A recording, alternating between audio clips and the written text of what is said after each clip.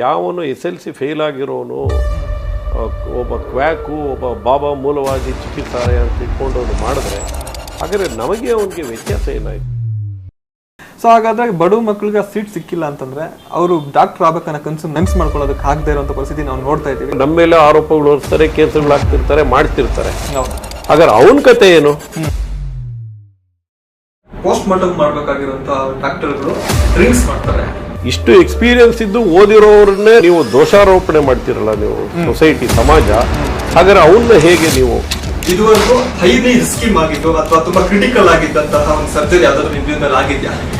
ಮೇಲ್ನೋಟಕ್ಕೆ ಪೇಷಂಟ್ ಕೆಲವು ಸಲ ಚೆನ್ನಾಗೇ ಇರ್ತದೆ. ರಾಮನಿಷ್ಠವಾಗಿ ಸ್ವಲ್ಪ ವೋಟ್ ಬ್ಯಾಂಕ್ ನ ತಗೊಳ್ಳುವಂತ ಕೆಲಸ ಮಾಡ್ತಾ ಇದ್ದಾರೆ ಅಂತ ಕಾಂಗ್ರೆಸ್ ಪಾರ್ಟಿ ಟೀಕೆ ಮಾಡ್ತಾ ಇದ್ದಾರೆ.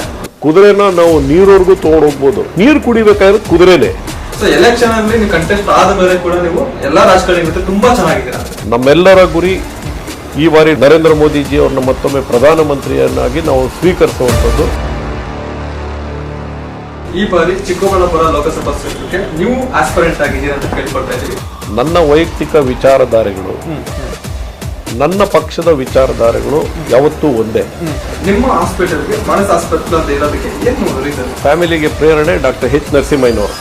ಸರ್ಜರಿ ಮಾಡಿಸ್ಕೊಂಡಿರ್ತಾರೆ, ಆದ್ರೆ ಯಾವ ತರ ಮುಂದಿನ ಜೀವನದಲ್ಲಿ ಪ್ರಿಕಾಷನ್ ತಗೋಬೇಕಂತ ಗೊತ್ತಿರೋದಿಲ್ಲ. ಟ್ರೈಕೋಬಜಾರ್ ಅಂತ ಕರಿತೀವಿ, ಅದೊಂದು ಮಾನಸಿಕ ಕಾಯಿಲೆ. ತನ್ನ ಕೂದಲು ತಾನೇ ತಿನ್ನು. ಯಾವಾಗ ಒಬ್ಬ ಪೇಷಂಟ್ಗೆ ಸರ್ಜರಿ ಅವಶ್ಯಕತೆ ಇರ್ತದೆ? ನೀನು 50 ವರ್ಷ ನಿನಗೆ ಹೆಂಗದನಿಗೆ ಗಾಡಿ ಹೊಡೆಯಕ್ ಬಿಟ್ಟಿದ್ದೀನಿ, ಈಗ ಒಂದು FC ಮಾಡಿಸು ಅಂತ ಹೇಳ್ತಿರ್ತೀನಿ. ಪ್ರಾಬ್ಲಮ್ಸ್ ಅಂತ ಬಂದ್ರೆ ತುಂಬಾ ಏನಾದ್ರು ಜಾಸ್ತಿ ಆಗುತ್ತಾ ಟ್ಯಾಬ್ಲೆಟ್ಸ್ ತಗೊಳ್ಳೋದ್ರಿಂದ?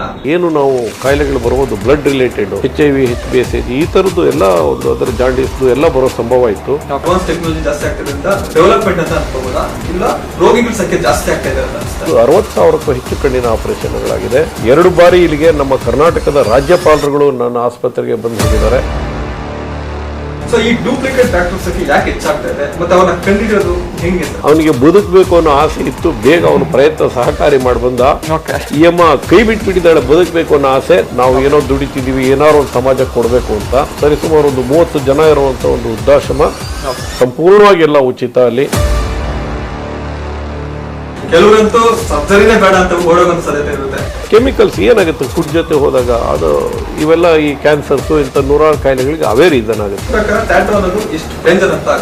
ಕ್ಯಾನ್ಸರ್ ಉಲ್ಬಣಾವಸ್ಥೆಗೆ ಒಳಗಡೆ ಹೋಗಿರ್ತದೆ, ಅಥವಾ ಸಲ ಮನುಷ್ಯನಿಗೆ ಗೊತ್ತಿರೋದಿಲ್ಲ.